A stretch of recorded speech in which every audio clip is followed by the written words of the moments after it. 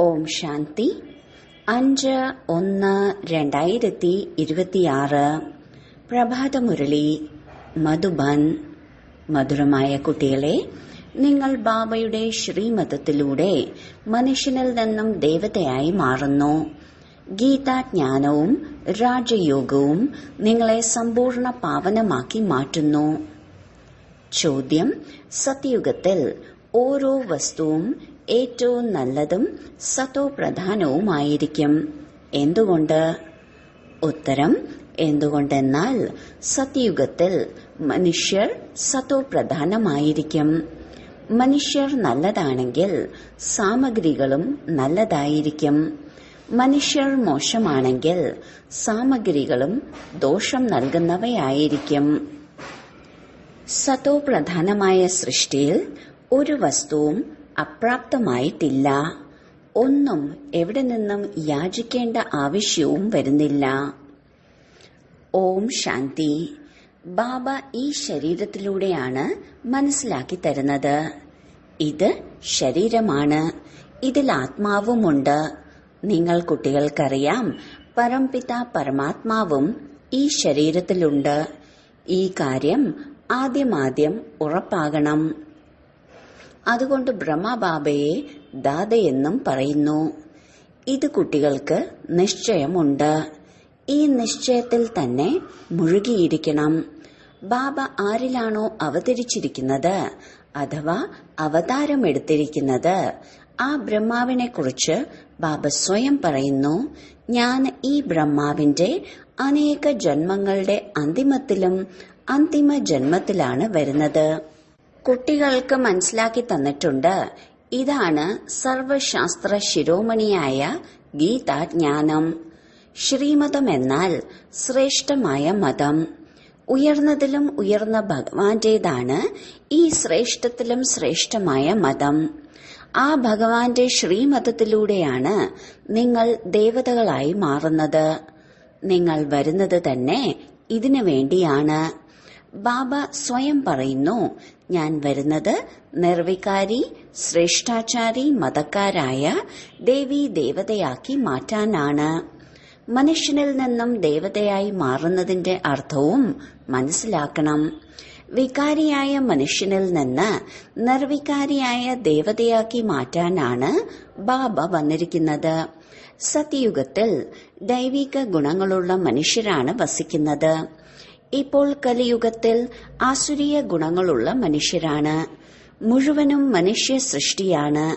എന്നാൽ ദേവതകളുടേത് ഈശ്വരീയ ബുദ്ധിയും ആസുരീയ മനുഷ്യന്റേത് ആസുരീയ ബുദ്ധിയുമാണ്. അവിടെ ജ്ഞാനവും ഇവിടെ ഭക്തിയുമാണ്. ജ്ഞാനവും ഭക്തിയും വേറെ വേറെയല്ലേ? ഭക്തിയുടെ പുസ്തകങ്ങൾ എത്രയാണ്? ജ്ഞാനത്തിന്റെ പുസ്തകങ്ങൾ എത്രയാണ്? ജ്ഞാനസാഗരൻ ബാബയാണ്. അതിനാൽ ബാബയുടെ പുസ്തകവും ഒന്നായിരിക്കുമല്ലോ. ആര് ധർമ്മം സ്ഥാപിച്ചാലും അവരുടെ പുസ്തകം ഒന്നായിരിക്കും. അതിനെ ധാർമ്മിക പുസ്തകമെന്നാണ് പറയുന്നത്. ആദ്യത്തെ ധാർമ്മിക പുസ്തകമാണ് ഗീത, ശ്രീമദ് ഭഗവത്ഗീത. ഇതും കുട്ടികൾക്കറിയാം. ആദ്യത്തേത് ആദി സനാതന ദേവീദേവതാ ധർമ്മമാണ്. ഇപ്പോൾ നിങ്ങൾ മനസ്സിലാക്കുന്നു, ബാബ നൽകുന്ന ഈ ഗീതയാകുന്ന ജ്ഞാനത്തിലൂടെയാണ് മനുഷ്യൻ ദേവതയായി മാറിയത്. ബാബ രാജയോഗം പഠിപ്പിക്കുന്നു, പവിത്രതയും പഠിപ്പിക്കുന്നു. കാമം മഹാശത്രുവാണ്. ഈ കാമത്തിലൂടെ തന്നെയാണ് നിങ്ങൾ തോറ്റുപോയത്. ഇപ്പോൾ വീണ്ടും അതിൽ വിജയം പ്രാപ്തമാക്കുന്നതിലൂടെ നിങ്ങൾ വിശ്വത്തെ ജയിച്ചവർ, അർത്ഥം വിശ്വത്തിന്റെ അധികാരിയായി മാറുന്നു. ഇത് വളരെ സഹജമാണ്. പരിധിയില്ലാത്ത ബാബ ഈ ബ്രഹ്മാവിലൂടെ നിങ്ങളെ പഠിപ്പിക്കുന്നു. ബാബ എല്ലാ ആത്മാക്കളുടെയും പിതാവാണ്. പ്രജാപിത ബ്രഹ്മാവ് എല്ലാ മനുഷ്യരുടെയും പരിധിയില്ലാത്ത അച്ഛനാണ്. നിങ്ങൾ ആരോടെങ്കിലും ബ്രഹ്മാവിന്റെ അച്ഛന്റെ പേര് ചോദിക്കുകയാണെങ്കിൽ ആശയക്കുഴപ്പത്തിലാകും. ബ്രഹ്മ, വിഷ്ണു, ശങ്കരൻ രചനകളാണ്. ഈ 3 പേർക്കും ഒരച്ഛനുണ്ടായിരിക്കുമല്ലോ. നിങ്ങൾ കാണിക്കുന്നുണ്ട് ഈ 3 പേരുടെയും അച്ഛൻ നിരാകാരനായ ശിവനാണ് എന്ന്. ബ്രഹ്മ, വിഷ്ണു, ശങ്കരനെ സൂക്ഷ്മവതനത്തിലെ ദേവതകളായിട്ടാണ് കാണിക്കുന്നത്. അവരുടെയും മുകളിലാണ് ശിവൻ. കുട്ടികൾക്കറിയാം, ശിവബാബയുടെ കുട്ടികളായ ഏതെല്ലാം ആത്മാക്കളുണ്ടോ അവർക്ക് തന്റേതായ ശരീരവും ഉണ്ടാകും. ശിവബാബ സദാ നിരാകാരനായ പരംപിത പരമാത്മാവാണ്. കുട്ടികൾ മനസ്സിലാക്കി കഴിഞ്ഞു, നമ്മൾ നിരാകാരനായ പരംപിത പരമാത്മാവിന്റെ കുട്ടികളാണ്. ആത്മാവ് ശരീരത്തിലൂടെയാണ് വിളിക്കുന്നത് പരംപിത പരമാത്മാവ് എന്ന്. എത്ര സഹജമായ കാര്യമാണ്. ഇതിനെയാണ് അല്ലാഹുവും സമ്പത്തും എന്ന് പറയുന്നത്. ആരാണ് പഠിപ്പിക്കുന്നത്? ഗീതാജ്ഞാനം ആരാണ് കേൾപ്പിച്ചത്?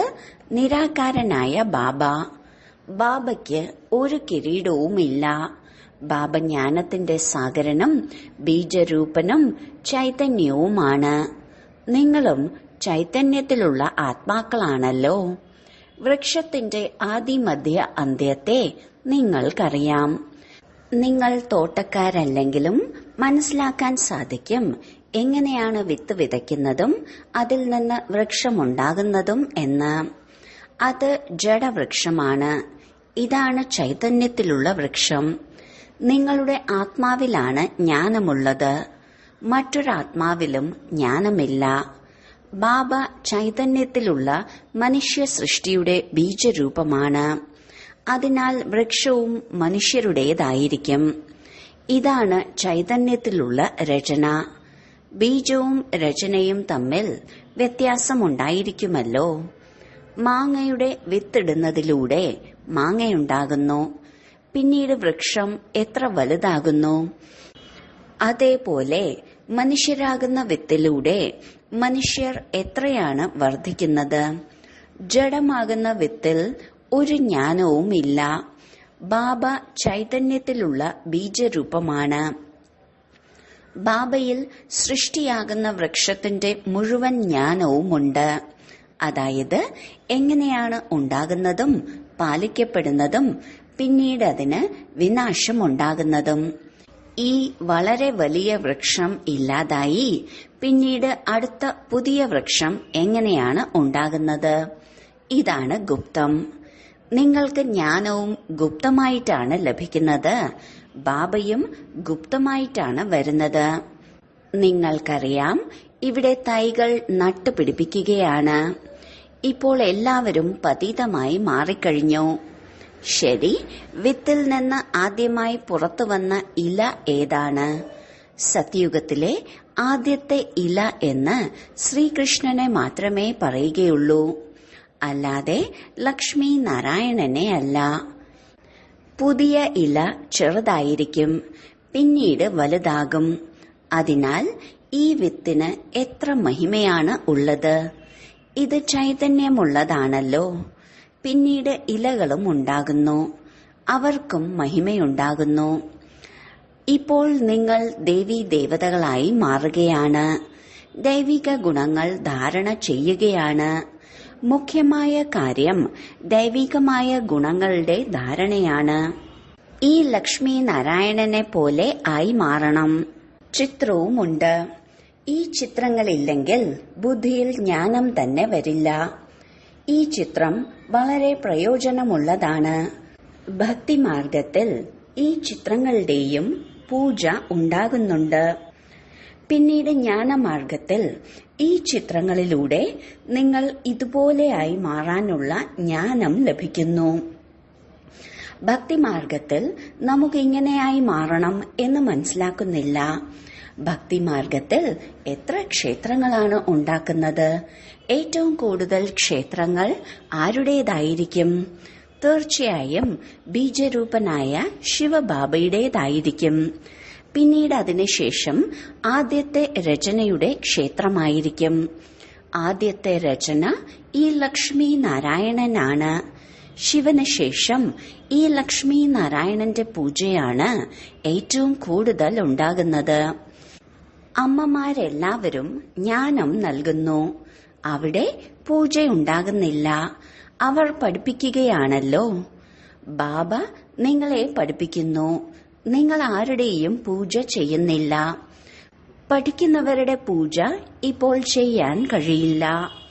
നിങ്ങളിപ്പോൾ പഠിച്ച് പിന്നീട് പഠിക്കാത്തവരായി മാറുമ്പോൾ പിന്നെ പൂജയുണ്ടാകും. നിങ്ങൾ തന്നെയാണ് ദേവീ ദേവതകളായി മാറുന്നത്.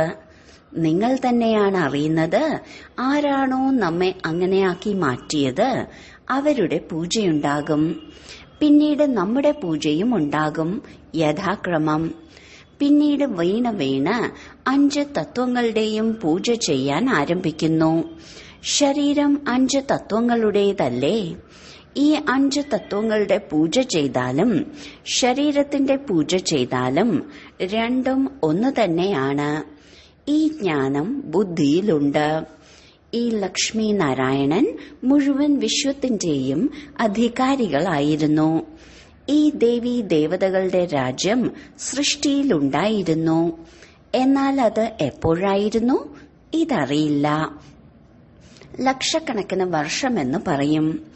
ഇപ്പോൾ ലക്ഷക്കണക്കിന് വർഷങ്ങളുടെ കാര്യം ഒരിക്കലും ബുദ്ധിയിൽ ഇരിക്കില്ല. ഇപ്പോൾ നിങ്ങൾക്ക് സ്മൃതിയുണ്ട്. നമ്മൾ ഇന്നേക്ക് 5000 വർഷത്തിന് മുൻപ് ആദി സനാതന ദേവീദേവതാ ധർമ്മത്തിന്റേതായിരുന്നു. ദേവീദേവതാ ധർമ്മത്തിലുള്ളവർ പിന്നീട് മറ്റെല്ലാ ധർമ്മങ്ങളിലേക്കും മാറി. പതീതമായത് കാരണം സ്വയത്തെ ദേവീ ദേവത എന്ന് പറയുന്നത് ശോഭനീയമായി തോന്നുന്നില്ല. അപവിത്രരായവരെ ദേവീ ദേവതയെന്ന് പറയാൻ സാധിക്കില്ല. മനുഷ്യർ പവിത്രമായ ദേവതകളുടെ പൂജ ചെയ്യുന്നത് കാരണം അവർ സ്വയം തന്നെ പവിത്രരാണ്. അതുകൊണ്ടാണ് പവിത്രമായവരുടെ മുന്നിൽ തല കുനിക്കുന്നത്. ഭാരതത്തിൽ പ്രത്യേകിച്ച് കന്യകമാരെയാണ് നമിക്കുന്നത്. കുമാരന്മാരെ നമിക്കുന്നില്ല. സ്ത്രീകളെയാണ് നമിക്കുന്നത്. എന്തുകൊണ്ട് പുരുഷന്മാരെ നമിക്കുന്നില്ല? എന്തുകൊണ്ടെന്നാൽ ഈ സമയം ജ്ഞാനവും ആദ്യം മാതാക്കൾക്കാണ് ലഭിക്കുന്നത്. ബാബ ഈ ബ്രഹ്മാവിലാണ് പ്രവേശിക്കുന്നത്. ഇതും മനസ്സിലാക്കുന്നുണ്ട്. ഈ ബ്രഹ്മാവ് ജ്ഞാനത്തിന്റെ വലിയ നദി ആണെന്ന്. ജ്ഞാന നദിയുമാണ്, പുരുഷനുമാണ്. ഇതാണ് ഏറ്റവും വലിയ നദി. ബ്രഹ്മപുത്ര നദിയാണ് ഏറ്റവും വലിയ നദി. കൽക്കത്തയുടെ ഭാഗത്ത് സാഗരത്തിൽ ചെന്ന് ചേരുന്നു. മേളയും ഇവിടെയാണ് ഉണ്ടാകുന്നത്. എന്നാൽ ഇത് ആത്മാക്കളുടെയും പരമാത്മാവിന്റെയും മിലനമാണ്. ബ്രഹ്മപുത്ര എന്ന പേരിലുള്ളത് വെള്ളത്തിന്റെ നദിയാണ്. അവർ ബ്രഹ്മമെന്ന് ഈശ്വരനെയാണ് പറയുന്നത്. അതുകൊണ്ടാണ് ബ്രഹ്മപുത്രയെ വളരെ പാവനമെന്ന് മനസ്സിലാക്കുന്നത്. വലിയ നദിയാണെങ്കിൽ പവിത്രവുമായിരിക്കും. പതിത പാവനൻ എന്ന് വാസ്തവത്തിൽ ഗംഗയെയല്ല ബ്രഹ്മപുത്രയെയാണ് പറയുന്നത്. മേളയും ഈ ബ്രഹ്മപുത്രയിലൂടെയാണ് ഉണ്ടാകുന്നത്. ഇതും സാഗരമായ ബാബയും ബ്രഹ്മാവാകുന്ന നദിയും തമ്മിലുള്ള മിലനമാണ്. എങ്ങനെയാണ് ബ്രഹ്മാവിലൂടെ ദത്തെടുക്കുന്നത്? ഈ ഗൂഹ്യ കാര്യം മനസ്സിലാക്കേണ്ടതാണ്. ഇത് പ്രായേണ ലോപിച്ചു പോകുന്നു. ഇത് വളരെ സഹജമായ കാര്യമല്ലേ? ഭഗവാന്റെ വാക്കുകളാണ്. ഞാൻ നിങ്ങളെ രാജയോഗം പഠിപ്പിക്കുകയാണ്. പിന്നീട് ഈ ലോകം തന്നെ ഇല്ലാതാകും. ശാസ്ത്രങ്ങളൊന്നും ഉണ്ടായിരിക്കുകയുമില്ല. പിന്നീട് ഭക്തി മാർഗത്തിലാണ് ഈ ശാസ്ത്രങ്ങൾ ഉണ്ടാകുന്നത്. ജ്ഞാനമാർഗത്തിൽ ഈ ശാസ്ത്രങ്ങൾ ഉണ്ടാകുന്നില്ല. മനുഷ്യർ മനസ്സിലാക്കുന്നു ഈ ശാസ്ത്രങ്ങളെല്ലാം പരമ്പരയായിട്ട് തുടർന്ന് വന്നതാണ് എന്ന്. ജ്ഞാനമൊന്നുമില്ല. കൽപ്പത്തിന്റെ ആയുസ് തന്നെ ലക്ഷക്കണക്കിന് വർഷമെന്ന് പറഞ്ഞു. അതുകൊണ്ടാണ് പരമ്പരയെന്ന് പറയുന്നത്. ഇതിനെയാണ് അജ്ഞതയുടെ അന്ധകാരമെന്ന് പറയുന്നത്. ഇപ്പോൾ നിങ്ങൾ കുട്ടികൾക്ക് പരിധിയില്ലാത്ത പഠിപ്പ് ലഭിക്കുകയാണ്. അതിലൂടെ നിങ്ങൾക്ക് ആദിമധ്യ അന്ത്യത്തിന്റെ രഹസ്യം മനസ്സിലാക്കാൻ സാധിക്കും. നിങ്ങൾക്ക് ഈ ദേവീ ദേവതകളുടെ ചരിത്രത്തെക്കുറിച്ചും ഭൂമിശാസ്ത്രത്തെക്കുറിച്ചും പൂർണമായും അറിയാം. ഇവർ പവിത്രമായ പ്രവൃത്തി മാർഗത്തിലുള്ളവരും പൂജ്യരുമായിരുന്നു. ഇപ്പോൾ പൂജാരിയും പതീതരുമായി മാറി. സത്യുഗത്തിൽ പവിത്രമായ പ്രവൃത്തി മാർഗമാണ്. കലിയുഗത്തിൽ അപവിത്രമായ പ്രവൃത്തി മാർഗമാണ്. പിന്നീട് നിവൃത്തി മാർഗം ആരംഭിക്കും. അതും ഡ്രാമയിലുണ്ട്. അതിനെ സന്യാസധർമ്മം എന്നാണ് പറയുന്നത്. വീടെല്ലാം ഉപേക്ഷിച്ച് കാട്ടിലേക്ക് പോകുന്നു. ഇത് പരിധിയില്ലാത്ത സന്യാസമാണ്. വസിക്കുന്നത് ഈ പഴയ ലോകത്തിലല്ലേ? ഇപ്പോൾ നിങ്ങൾ മനസ്സിലാക്കുന്നു, നമ്മൾ സംഗമയുഗത്തിലാണ്. പിന്നീട് പുതിയ ലോകത്തിലേക്ക് പോകും. നിങ്ങൾക്ക് തീയതിയും ദിവസവും സെക്കൻഡ് സഹിതം എല്ലാം അറിയാം. മറ്റുള്ളവർ കൽപ്പത്തിന്റെ ആയുസ് തന്നെ ലക്ഷക്കണക്കിന് വർഷമെന്നാണ് പറയുന്നത്. ഇതിന്റെ മുഴുവൻ കണക്കും എടുക്കാൻ സാധിക്കും. ലക്ഷക്കണക്കിന് വർഷത്തിന്റെ കാര്യം ആർക്കും ഓർമ്മിക്കാൻ പോലും സാധിക്കില്ല.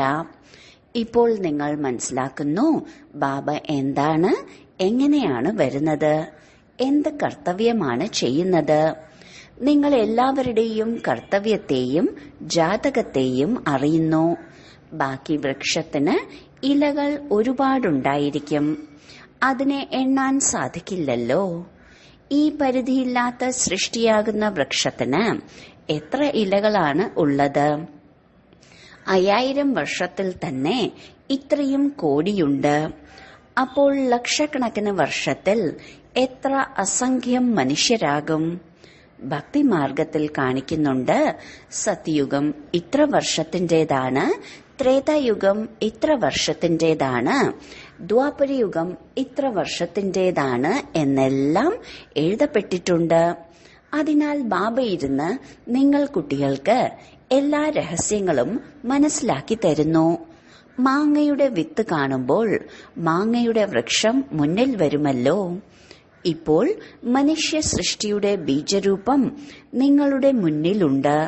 നിങ്ങൾക്ക് ബാബ ഇരുന്ന് വൃക്ഷത്തിന്റെ രഹസ്യം മനസ്സിലാക്കി തരുന്നു. എന്തുകൊണ്ടെന്നാൽ ചൈതന്യത്തിലല്ലേ. പറയാറുണ്ട്, നമ്മുടെ ഇത് തലകീഴായ വൃക്ഷമാണ് എന്ന്.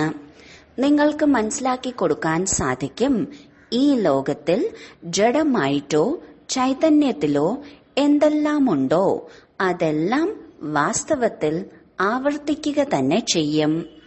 ഇപ്പോൾ എത്ര വൃദ്ധി പ്രാപിച്ചുകൊണ്ടേയിരിക്കുന്നു. സത്യുഗത്തിൽ ഇത്രയും ഉണ്ടാകില്ല. പറയാറുണ്ട്, ഈ വസ്തു ഓസ്ട്രേലിയയിൽ നിന്ന് അല്ലെങ്കിൽ ജപ്പാനിൽ നിന്ന് വന്നതാണെന്ന്. സത്യുഗത്തിൽ ഇവരൊന്നും ഉണ്ടായിരുന്നില്ലല്ലോ. ഡ്രാമയനുസരിച്ച് അവിടുത്തെ വസ്തു ഇവിടെ ഉണ്ടായിരിക്കും. ആദ്യമെല്ലാം അമേരിക്കയിൽ നിന്ന് ഗോതമ്പെല്ലാം വരുമായിരുന്നു.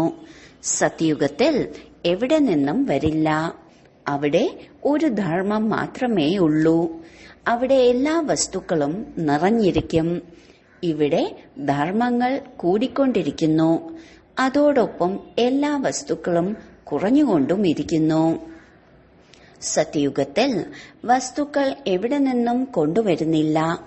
ഇപ്പോൾ നോക്കൂ, എവിടെ നിന്നെല്ലാമാണ് വസ്തുക്കൾ കൊണ്ടുവരുന്നത്. മനുഷ്യർ പിന്നീടാണ് വർദ്ധിക്കാൻ തുടങ്ങിയത്. സത്യുഗത്തിൽ അപ്രാപ്തമായി ഒരു വസ്തുവുമില്ല. അവിടുത്തെ ഓരോ വസ്തുവും സതോപ്രധാനവും വളരെ നല്ലതുമായിരിക്കും. മനുഷ്യർ തന്നെ സതോപ്രധാനമാണ്. മനുഷ്യർ നല്ലതാണെങ്കിൽ സാമഗ്രികളും നല്ലതായിരിക്കും.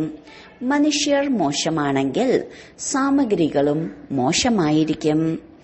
സയൻസിന്റെ മുഖ്യ വസ്തുവാണ് ആറ്റമിക് ബോംബ്. ഇതിലൂടെയാണ് ഇത്രയും വിനാശമുണ്ടാകുന്നത്. എങ്ങനെയായിരിക്കും ഉണ്ടാക്കുന്നുണ്ടായിരിക്കുക? ഉണ്ടാക്കുന്ന ആത്മാവിൽ ആദ്യം മുതൽ തന്നെ ഡ്രാമയനുസരിച്ച് ജ്ഞാനമുണ്ടായിരിക്കും. സമയമാകുമ്പോൾ അവരിൽ ആ ജ്ഞാനം ഉണ്ടാകുന്നു. വിവേകമുള്ളവർ മാത്രമേ പരിശ്രമിച്ച് മറ്റുള്ളവരെയും പഠിപ്പിക്കുകയുള്ളൂ. കൽപ്പകൽപ്പം അഭിനയിച്ച പാർട്ട് തന്നെ അഭിനയിച്ചുകൊണ്ടിരിക്കും. ഇപ്പോൾ നിങ്ങൾ എത്ര ജ്ഞാനമുള്ളവരായി മാറുകയാണ്. ഇതിലും കൂടുതൽ ജ്ഞാനം ഉണ്ടാകുന്നില്ല. നിങ്ങൾ ഈ ജ്ഞാനത്തിലൂടെ ദേവതയായി മാറുന്നു. ഇതിലും ഉയർന്ന ജ്ഞാനമൊന്നുമില്ല. ഇത് മായയുടെ ജ്ഞാനമാണ്. അതിലൂടെയാണ് വിനാശം ഉണ്ടാകുന്നത്. ഗവേഷകർ ചന്ദ്രനിലേക്കെല്ലാം പോകുന്നു, അന്വേഷിക്കുന്നു. നിങ്ങൾക്കിത് പുതിയ കാര്യമൊന്നുമല്ല. ഇതെല്ലാം മായയുടെ ഷോ ആണ്. ഒരുപാട് ഷോ കാണിക്കുന്നുണ്ട്. വളരെ ആഴത്തിലേക്ക് പോകുന്നു. അത്ഭുതം ചെയ്ത് കാണിക്കുന്നതിന് വേണ്ടി ഒരുപാട് ബുദ്ധിയെ ഉപയോഗിക്കുന്നു. ഒരുപാട് അത്ഭുതം ചെയ്ത് കാണിക്കുന്നതിൽ പിന്നീട് നഷ്ടവും സംഭവിക്കുന്നു. എന്തെല്ലാമാണ് ഉണ്ടാക്കിക്കൊണ്ടിരിക്കുന്നത്? ഉണ്ടാക്കുന്നവർക്കറിയാം ഇതിലൂടെ ഈ വിനാശമുണ്ടാകും എന്ന്. ശരി, വളരെ കാലത്തെ വേർപാടിന് ശേഷം തിരികെ കിട്ടിയ മധുരമധുരമായ സന്താനങ്ങൾക്ക് മാതാവും പിതാവുമായ ബാബ് ദാദയുടെ സ്നേഹസ്മരണകളും പുലർക്കാല വന്ദനവും. ആത്മീയ പിതാവിന്റെ ആത്മീയ കുട്ടികൾക്ക് നമസ്കാരം. ധാരണയ്ക്കുള്ള മുഖ്യ സാരം: 1. ഗുപ്തമായ ജ്ഞാനം സ്മരിച്ച് ഹർഷിതമായിരിക്കണം. ദേവതകളുടെ ചിത്രം കാണുമ്പോൾ അവരെ ബഹുമാനിക്കുന്നതിനോടൊപ്പം അവരെ പോലെയായി മാറുന്നതിന് വേണ്ടി ദൈവിക ഗുണങ്ങൾ ധാരണ ചെയ്യണം. 2. സൃഷ്ടിയുടെ ബീജരൂപമായ ബാബയുടെ ചൈതന്യത്തിലുള്ള രചനയെ മനസ്സിലാക്കി നോളജ് ഫുള്ളായി മാറണം. ഈ നോളജിനേക്കാളും വലുതായി മറ്റൊരു നോളജും ഉണ്ടായിരിക്കില്ല. ഈ ലഹരിയിൽ തന്നെ കഴിയണം. വരദാനം: ഒരേ ഒരു ബാബ, രണ്ടാമതൊരാളില്ല. ഈ പാഠത്തിന്റെ സ്മൃതിയിലൂടെ ഏകരസസ്ഥിതി ഉണ്ടാക്കുന്നവരായ ശ്രേഷ്ഠ ആത്മാവായി ഭവിക്കട്ടെ. ഒരേ ഒരു ബാബ, രണ്ടാമതൊരാളില്ല. ഈ പാഠം നിരന്തരം ഓർമ്മയിലുണ്ടെങ്കിൽ സ്ഥിതി ഏകരസമായി തീരും. ജ്ഞാനം എല്ലാവർക്കും കിട്ടിയിട്ടുണ്ട്. അനേകം പോയിന്റുകളുമുണ്ട്.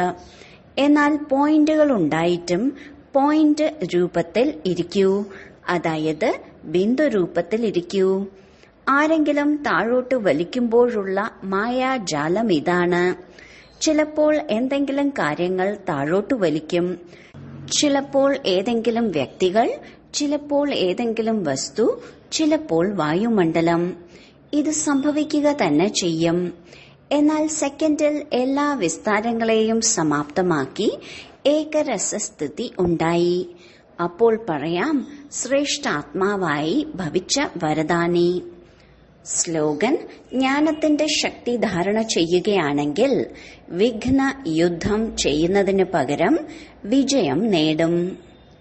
അവ്യക്ത സൂചന: ഈ വ്യക്തമാസം ബന്ധനമുക്തരായി ജീവൻ മുക്ത സ്ഥിതിയുടെ അനുഭവം ചെയ്യൂ.